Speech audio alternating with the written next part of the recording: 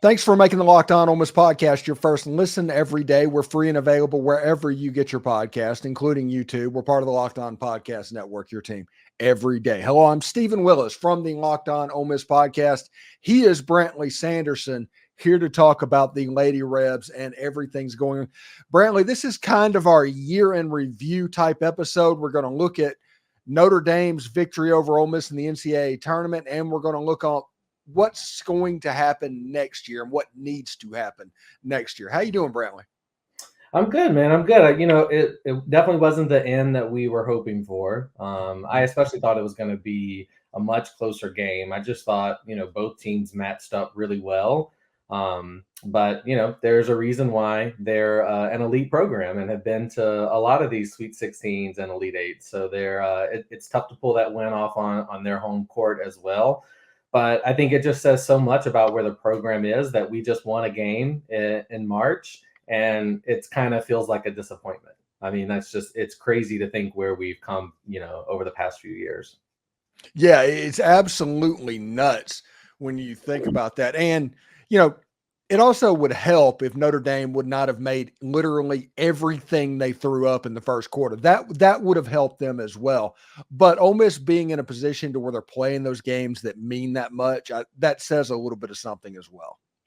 Yeah, it does. It does. And, I think one thing we can definitely say about Coach O in this program is every year they get better or they do something that they haven't done before. I think, for this year's team, winning a record for conference games. They went 12-4, most SEC wins of any program, of any team in the program. That says a lot when you're going up against South Carolina and LSU and Tennessee and those programs. So I think there's a lot to be proud of, but there's definitely some things I think, if we look at those big games this year that we didn't come out on top of, there's some commonalities that we can look at and hopefully get better and build for next year. Yeah, the next step for Ole Miss would be like beating LSU. That would be the next step for this basketball team. What is coming back for next season, and what could be the strengths of that team? Mm-hmm. I think for the past few years, it's been kind of a reload. Like every team has lost a really good player. From Shakira Austin, who was the third pick in the WNBA draft, to Angel Baker, to this year it'd probably be Marquisha Davis. There's been a big replacement every year, and the team has plugged in those pieces and kept it moving. I think this year they probably bring back more in terms of like real good quality pieces to build around. And obviously it's got to start with Maddie Scott. She's going to be a fifth-year senior. She announced she's coming back. And especially towards the end of the year, she was playing like, just unstoppable basketball. She had to slide in a position that she wasn't, didn't have a lot of experience running the point. And I think her game really grew this year. And she's, I think she's got to work on her 3-point shot in the offseason to really become that like 3-level scorer. But if she does that, and I think she can because she has a beautiful shot, you can do almost anything you want with her. Like she can play the 4, she can play the 3, the 2, the 1. So it just makes it a lot easier to build around a player like that. And then you have Kennedy Todd Williams, who also had to do a lot of the same thing. She wasn't used to playing point guard. She had to play a lot of guard positions this year. We obviously KK Dean's going down at the beginning of the year. We really didn't get to see her game flourish like I thought, but she's really good. She averaged like 15 points a game at Florida. So that was the one thing we really needed a lot from the point guard this year was that leadership. She's going to be a fifth year, and obviously scoring. So, to bring those 3 pieces back. And then I think one of the transfers from last year, Carissa Richardson, she really stepped up and did some good things. And she's now going to be a junior. So I'm expecting her to step up and play a big role next year as well. Yeah, it's an interesting situation because this team does have a lot of depth coming back in some of the ways they kind of mirror what's happening with Lane Kiffin and the football program as well. But how can they get better? What does this Ole Miss team need? I genuinely think that Ole Miss needs a 3-point shooter or 2, just a sharp shooter that they can put in the game to make the defense worry about that. 100%. We need elite 3-point shooting. And I don't think we have to become an elite 3-point shooting team. If we can just become an average 3-point shooting team next year, I think that will help so much, because that's really where we got down, against the LSUs and the South Carolinas and the Notre Dames. We would just go 3, 4, 5 minutes without scoring. And as good as our defense is, it's really hard to keep up with these elite offenses when you have those scoring droughts. So, I also think we need, I would really like for us to get like a big, 6'5", 6'6" post player who can just, provide that rim protection, but also be an easy bucket. I think, I think our post game was a strength of ours this past year, but it was more like post player by committee. We didn't have like that one player that I felt like could really come in and make things easier on Maddie and Kennedy and others. So I think if I could just have like a wish list in the transfer portal, it would be an elite 3-point shooter, a big who can dominate, and some other like combo guard that can score and just help, ease the burden on those other 2 or 3 starters. Yeah, and the other thing is go ahead and get a second point guard. I think that's a lesson they learned a year ago. Yeah, and one of the freshman point guards is already announced she's going to be in the transfer portal. So assuming that frees up another point guard spot, I think that's, again, like one of the great things about her teams is that they're very versatile and can play a lot of different positions.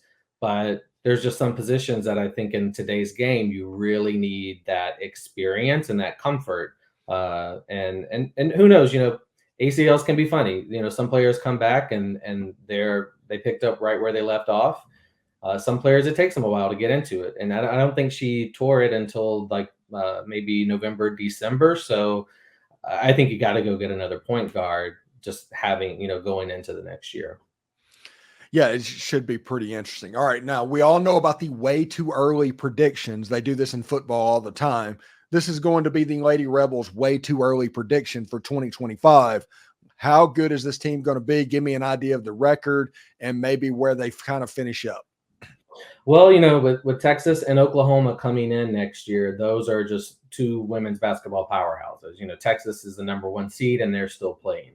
So I really think, we're still going to be challenging for that number 2 spot behind South Carolina. I think that's really where the action's going to be, because South Carolina's, they're pretty much bringing everybody back from a team that's undefeated. So we know what they're going to do. And they have the number 1 recruit for next year coming in. So I think that kind of, challenging for that. We've proven ourselves as a top 4 team in the SEC. We've had a top 4 seed for the last 2 years in the conference. I think just solidifying ourselves there. And also I think even bigger than that is playing for a host seed in the NCAA tournament. Coach O kind of talked about that, how she's not a big fan of that, but the rules are the rules. And if you can get a top 4 seed and play on your home court, the path to the second weekend in March, looks a lot easier. So I think those will really be the goals, and especially looking at how the program has taken steps every year, there's no reason why they couldn't do this. I mean, they really are right there from really turning the corner and being that elite program who can go on a March run year in and year out. Hey, I saw a thing on Twitter. I wanted to get your opinion on that. And it was about that, what you just talked about with their top 4 seeds in the NCAA tournament get to host that first group of games. But this was an idea that somebody put out on Twitter or X or whatever it's called. You take whoever is hosting for the NCAA. Let's say they're in Birmingham on Thursday and Saturday for the NCAA tournament. Well, go ahead and bumper that with the women's tournament to where they play on Friday and Sunday. And it's just a 4-day event at all the host sites for the NCAA tournament. And you get off this home court thing. It becomes a more unified thing. And I think that would be really interesting. And I think it would help, honestly, attendance to some of these neutral site games for the women's game, just on people that might be buying a book like the SEC tournament for the men's games on Thursday. They might stay to Friday to watch that set again. Yeah. I think if you had asked me that 5 years ago, I would have probably said yes, that would help grow the game. And maybe this might be an unpopular opinion, but I actually really like the home court hosting. It's no different than what the NFL does. You know, it rewards your regular season. And I think it makes the games really fun to watch. I mean, obviously the reason why they did that is because there weren't enough people at those neutral site games. I don't think the attendance would necessarily be the problem today.